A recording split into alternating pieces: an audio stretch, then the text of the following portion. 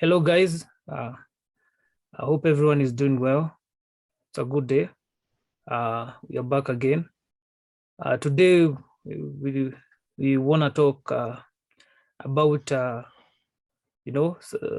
focus more on the science aspect of life and talk about, where do we see humanity in the future? What advancements have we made and which we are aspiring to make? And how can we link our future and our present with the past, and just to see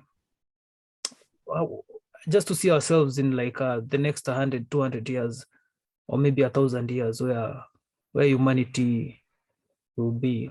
So without wasting much time, you guys can like, subscribe, share, and also follow us and also engage us.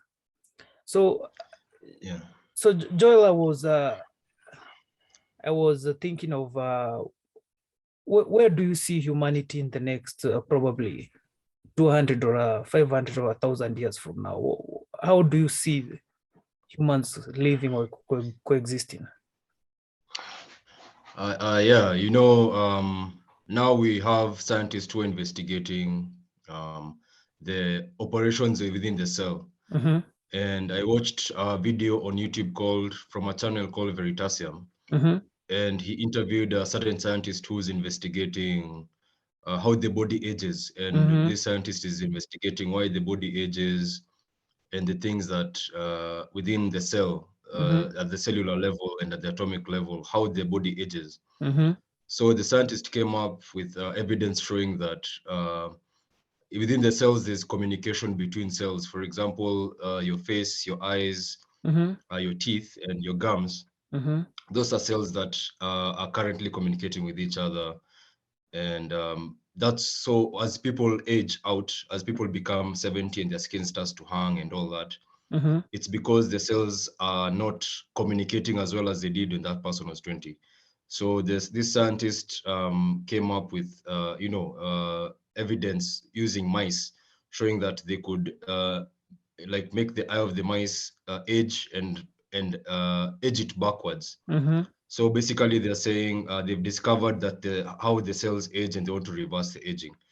So this can be significant in adding the life So expectancy you're to saying the 150 aging years old. will be done artificially, and it won't be done through Yes, probably exercise, or yes, it will be yes. now You like you'll be a new injecting. technology, and it Yeah, you'll be and injecting yourself with a serum that will mm-hmm. make you not age as fast as you'd age without it.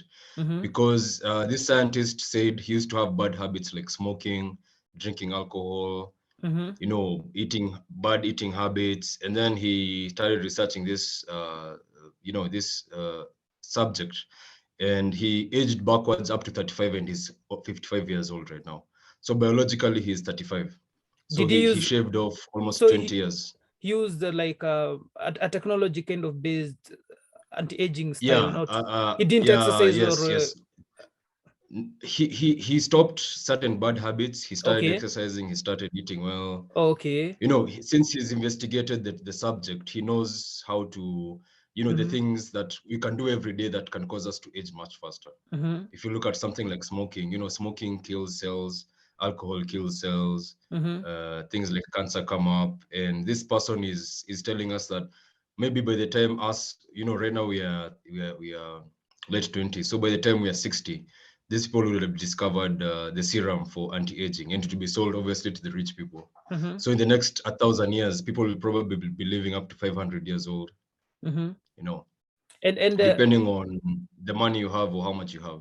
the man you have, and like also like I feel like also now extending aging and living 500 years ago probably will 500 years old might bring new challenges that probably we've never Yeah, yeah, yeah, we didn't anticipate, probably you know population, the population will grow in number, even though I feel even if that yeah, um that technology was to be there, it will first go to the rich people, because they're the yeah. ones who are funding the research and The and and, research, yeah, and everything. And also, where does it put because the aim of death is to end some kind of dominance, like where does it put people who probably want to have as much power as they can, and now they are able to live 500 years ago?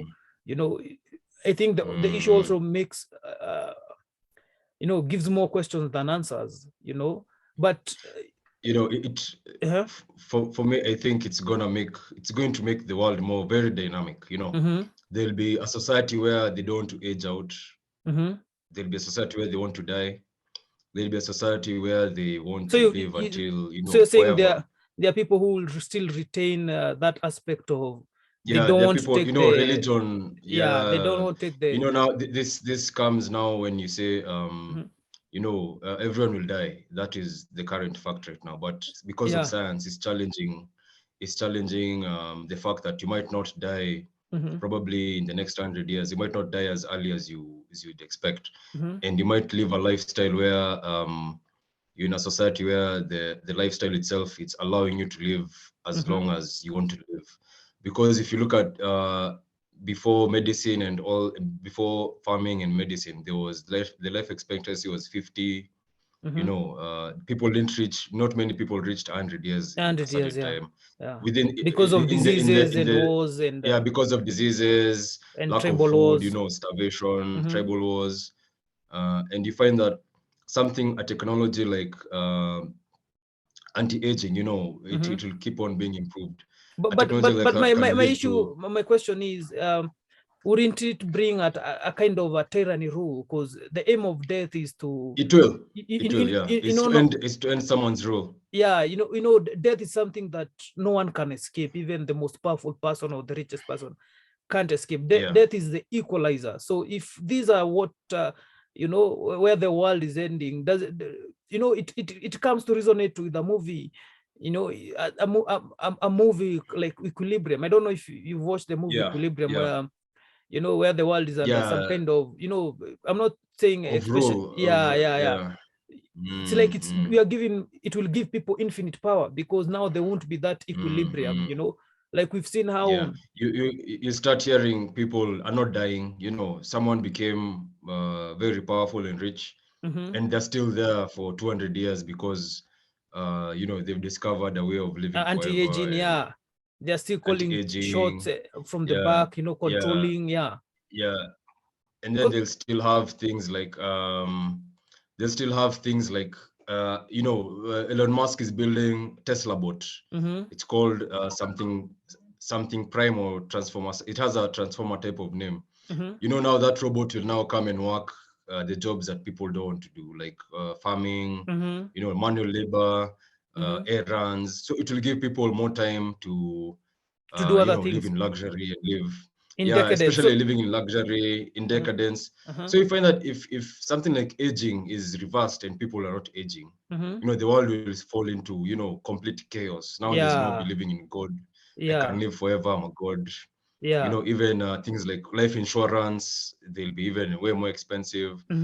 People will be, it will be a society of like chaos and power and money hungry, and vanity. People will start, you want to look the most beautiful, you want to look the most good looking person. So it will just amplify what we see now in society. What we see, because you can also I don't know, you can notice that there is that aggressive push towards a society where what people think about me really matters, and you are always really matters. It's like a rat race. They always say that people who are working 8 to 5 are in a rat race, but I've come to realize that everyone is in a rat race. Even Elon Musk, Jeff Bezos, we are all in some kind everyone we're all rushing, running towards to compete with our shadow. Goal.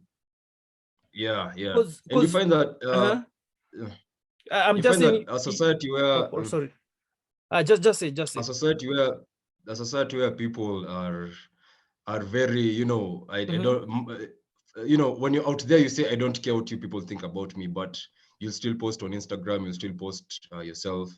Especially, that anti-aging thing will affect, I believe, women are the beings who really want to show us how they look, because women like showing people how they beauty look. And I think beauty, and I think it will now really amplify Even marriages won't probably exist. It will be contracts. It will now make the society very capitalistic. Everything will be for benefit, for gain. There won't be anything done. Things like love, emotion, even that's how you find people will start discovering ways of suppressing emotions, suppressing love. And it's already and starting. People will become, sorry, but it's already even starting. People are already starting to suppress emotion in terms of, even the talk you hear around these days is that like, don't get feelings, just being catching feelings is a it's a negative, it's a downer, so it shows you're not strong. And if you catch feelings probably for a woman, or a woman vice versa for a man, it derails you from your rat race. From your rat race and path. But it's very interesting that people right now see that being with the other partner or forming some kind of bond in an issue. And when you look back at history, like, these things were normal, and those men achieved a lot at a very young age. Because you remember, like, the story of Napoleon, where by 30 he was already Napoleon. By 25 he had conquered so many kingdoms. You look at Alexander the Great. By 25 he had done a lot. So it begs to the question, why does the human of this time think is so advanced, yet guys like Alexander under 30 also performed? I think now in this political correctness culture, you have social media where you can have followers, as many as you can gather.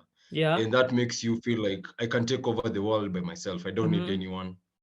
Or people who are slowing me down.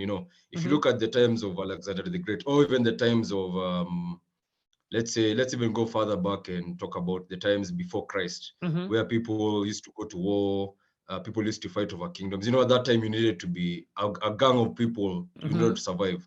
You needed to be a vast population in order to survive. But today, we are living in cities. We are living in internet-driven type of services, whereby I can live by myself. I can still get food. I can still get everything. I can get a job. I can work remotely. I can get followers. I can be paid online. So it's creating a society where we believe, as human beings, we naturally want to socialize and be around each other. But the technology, the fact that, followers is making someone feel like I'm more valuable than they're a billionaire in the mind, billionaire in the mindset. I'm gonna make it the future. But there's this lady, I think we saw it online, where she won all the awards for being beautiful. She's an American. But she still committed suicide. Yeah, she committed suicide because, when you show people on the internet that I'm so good, you can't approach me, people won't approach you. And that's the society now. People are trying to live whereby people want to be, worshipped, or people want to be constantly admired. Demigods admired constantly, and technology is fueling that kind of society. It's not just social media. Now there's plastic surgery. You can change your whole look. You can change how you look completely. Right now, you can be so good at something and make so much money out of it that you can do anything, go anywhere you want to be. And for us as guys who are coming up, it's going to be shocking when we are in our 60s, because guys are going to be so immoral. May predict actually people are going to be immoral, open-minded. You'll be seeing people walking naked for causes and things like that. You see these things in Europe where people do naked shows and everything. I think for us as Africans, we still haven't tasted a modern society. So when it happens, it will be surprising for us. And there's the people are forming that culture also of everyone is like even me today can start my own movement, and people will be like, just, and people will follow. Follow, and also there won't be there won't be any repercussions or fight back, because people will be like, if you believe this is you just do you. There's that allowing, there's that leeway. People are just allowing things to happen, and to happen. It's funny, because when you see guys today, they think that they're the most smartest generation, And it's not even about this us generation, but every generation that comes in, they're the smartest. But if you look back at history, you realize it, guys are things repeat themselves. Yeah, and guys who are way back 1,000, 2,000, 5,000 were actually smart, like legit smart. Yeah, they adapted much better than, to their because as you're getting, our they intelligence is going down because because the simple mathematics that we do today, you know, because now it's simplified. It was done by someone. If you go and see cities like Carthage, and you see Rome, like how even the Roman Empire builds the aqueduct system, where they used to transport water from, they had like a piping system. How even the Roman Empire invented. They were just as intelligent as us. It's just that us now, we can learn that system in a shorter time than they did. Yeah, if you have Wi-Fi and internet, you can go to YouTube and check how do you build a road, and then you can try it. In 10 minutes you can learn, place the foundation, place the tarmac, blah, blah, but does that make that. someone smart, really? No, it doesn't, because it doesn't give you a lot of experience. Because you're having if you look at how you're informed, but probably you're not knowledgeable or skilled. Yeah, if you look at how intelligence is built, how to become a master. I also saw an article about that. Being a master is not about knowing how to do something right now. It's about, first of all, I think it's about teaching yourself how to do something. And then once you teach yourself, you now explore by yourself. You're not going to depend by yourself. For example, if you look at a musician, someone who plays maybe piano or the harp or this complicated, the violin, that person will learn how to play the violin. And then when they're now on their own, composing their own music, composing their own melodies, that's when they become masters. And it happens over time, over experience, over years. So if you can build a road right now because of YouTube, it doesn't make you an engineer. Because you don't, what happens if that road starts to crack? Do you really know what's going on? Do you know the chemical structure of tar and all those things? Those things come with experience. And I think the fact that people can learn things quickly, it makes attention span very short, because you start thinking, you start going for the hype, you start going for what's trending. Like a short-term gratification kind of mindset. If things don't work, if things don't work out, you quit. You quit. And you find something new. It's something new to do. And then you find yourself, you can't focus on one thing. And then even the culture of the world, this is a more international culture. In countries like liberal countries, like even Africa is quite liberal. I mean, Kenya is quite liberal. USA, Europe, they're promoting this culture of smoking weed is okay because some states have legalized weed. And it's making a lot of young guys, especially in our country, they're using a lot of drugs. You hear people now, they're on drugs because I can do something, because everyone is believing that I have time to do all these big things because I have Wi-Fi and I can do anything. And it makes people even not specialize. They start saying, I don't need school. I don't need to do a degree. You find people, they're jumping all over trying to gather following, and no one is actually doing anything significant. Because if you look at Kenya, people who are doing real business are people who are actually real professionals. And doctors, engineers. I feel also like for you to be a professional, even if you went to YouTube and learned, you need to have discipline and persistence, because a skill cannot be built by one. I feel like a good skill needs at least 5 to 10 years. And 5 years, 10 years, 5 for me is like, this is your bread and butter, like nothing else you're doing. Because if you look at the real professionals, like it takes time. I always have this this argument that people always say that we need the youth to lead and do something. I have nothing against the youth. I'm a youth myself, but I always feel like also you can't be given something that you can't handle. Like there's a reason. There's a reason why when you go to these when you see these big meetings between companies and governments, like the Chinese government sending diplomats to talk with America, the age there minimum 40, 45 years. 60s, yeah. Even That's the 60s minimum, and mostly. that's It's average is probably 50, because these guys are professionals. You And investigate these guys who merger, who merger deals with the Pentagon and yeah, maybe the Chinese army and the American army. The people who actually make the deals are people with PhDs, PhD, people yeah. who've studied things like negotiation, people who've written papers. It's, I think the Hollywood lifestyle has been marketed so much, especially in Kenya, that people think meteoric crises are just things that happen. If you look at Ethereum, the person who made Ethereum, if you look at how Ethereum was theorized, it was theorized by people who have doctorate degrees, And people who came up with a technology that said, blockchain can be used for finance, and they wrote papers on top of papers on top of papers. And one thing also people don't know. That's how they created the currency.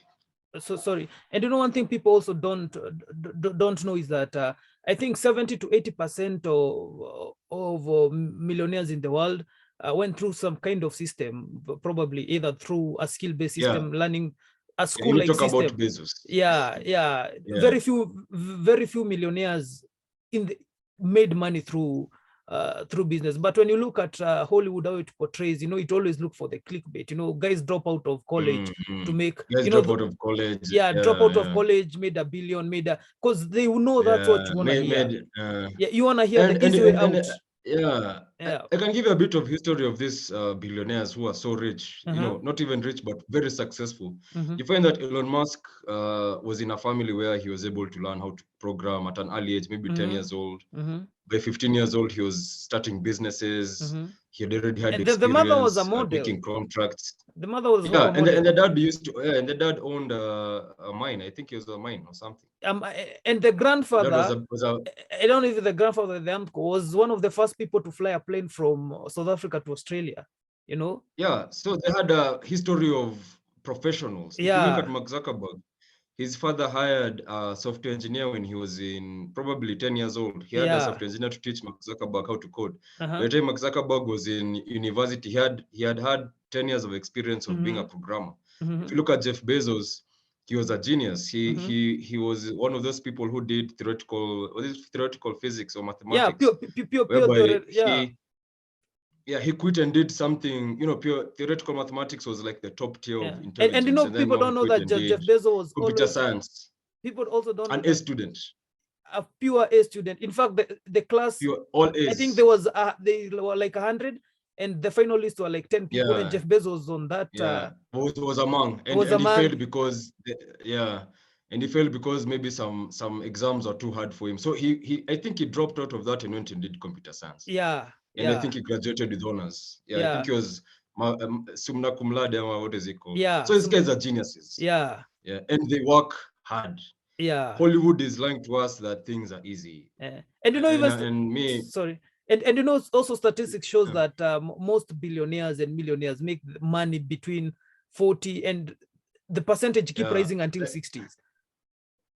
At 40 years old, At 40, And if you look at even a percentage of people who are billionaires, they read books. If you look at someone like Bill Gates reads probably 10 books every week, and not just books that he just reads general stuff. Bill Gates can even read a whole paper about the economy, and it's like 600, maybe 1,000 pages, and he just reads that stuff and comes and tells us something like, we are not prepared for a disease, a global international outbreak of disease. These guys read so much that they know what's going on in the world. They can build. They are very informed, and they read books. But if you look at Hollywood portrays how you can take drugs, you can have fun, you can party, and still things can work out. A day and still things will work out. And then that's how you get people becoming depressed, because once you reach that Hollywood status, like that lady who took her life, she was at a status of I'm making millions, I'm a beauty queen, I'm on top of my game. But I think the depression came about when she realized that's not what she really wanted.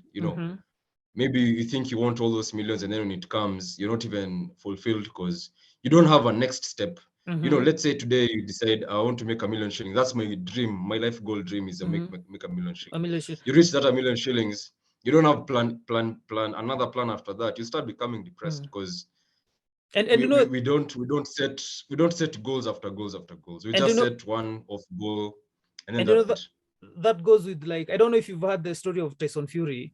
the boxer, the big guy. He said like he was training all his life. He started training when he was young. He was already driving Mercedes Benzes when he was 16. So when he was in his 20s, he won the world heavyweight champion. That's like the top belt in boxing.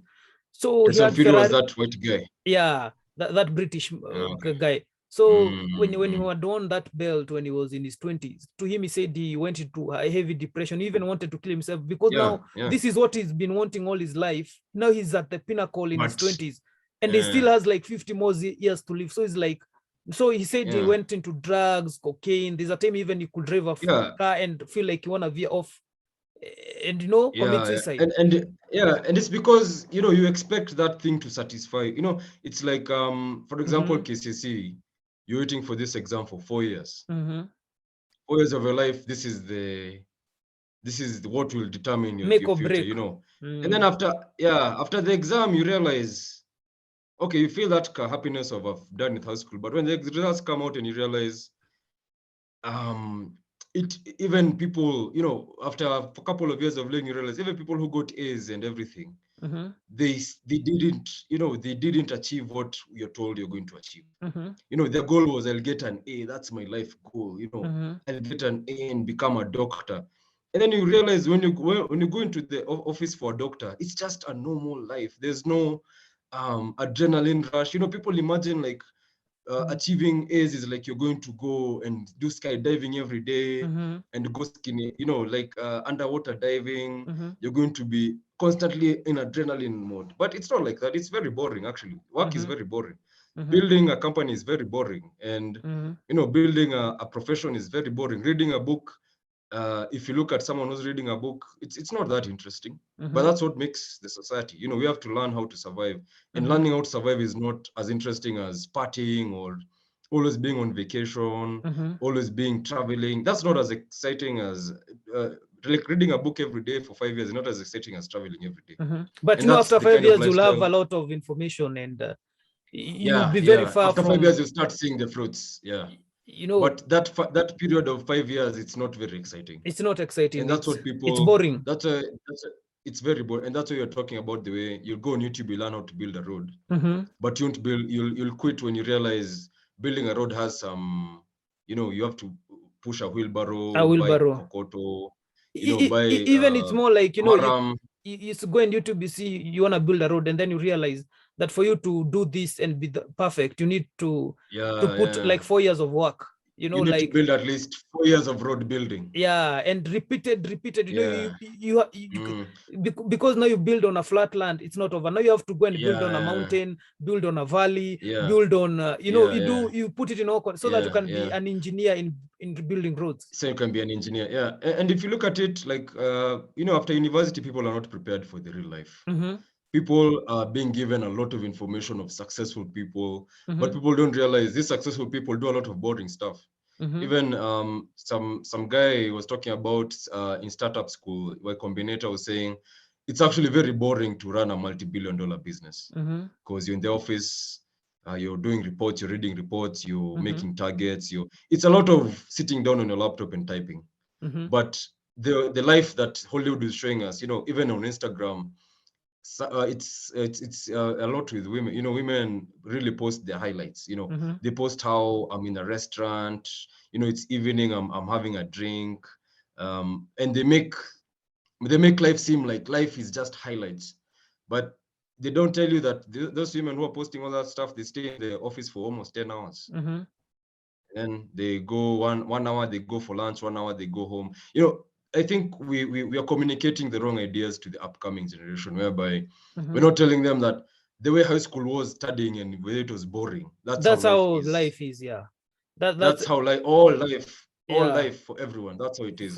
Even for Jeff Bezos, even Elon Musk, because even if you hear these guys talking, they are so stressed. Like it's not easy for them because now it's even worse for them because now they've put themselves in a position where everyone expects them to be perfect. And they must admire. Sorry. No, I'm just saying, like they put themselves in a position where everyone expects, you Elon Musk, how can you fail? No, they feel like they have the world in their shoulder. That's why you see, like you know, even if, let's say, Elon Musk today is overtaken by someone, it would be a big headline. No, Elon Musk is not the, you know, their life is always under pressure.